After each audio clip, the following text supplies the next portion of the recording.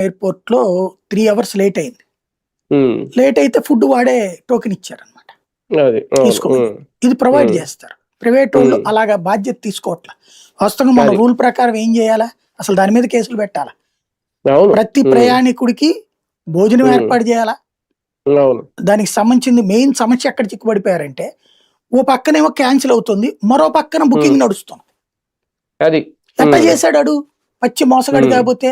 నిజంగా రెండవది మోసం అది. హ్మ్. అక్కడికి చెక్ ఇన్ అయిన తర్వాత నా క్యాన్సిల్ చేశారు.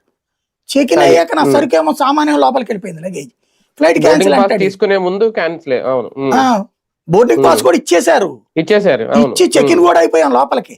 అయిపోయాం. ఎళ్ళాక అవును. పైలట్ లేడని క్యాన్సిల్. పైలట్‌లేమో అక్కడే ఉన్నారు. అది.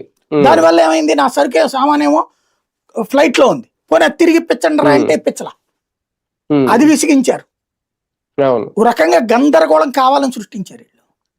హ్మ్. అవును. ఇవి హ్మ్. రాకుండా ఉండాలంటే ప్రభుత్వం వాళ్ళ మీద కఠిన చర్యలు తీసుకోవాలి.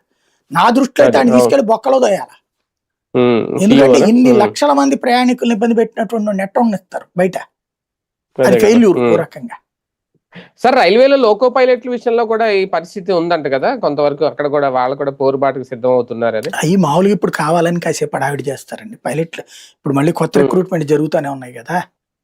అవును. హ్మ్. దాంట్లో హ్మ్. ఇంకోటేంటంటే వాళ్ళే కావాలని ఎక్స్‌ట్రా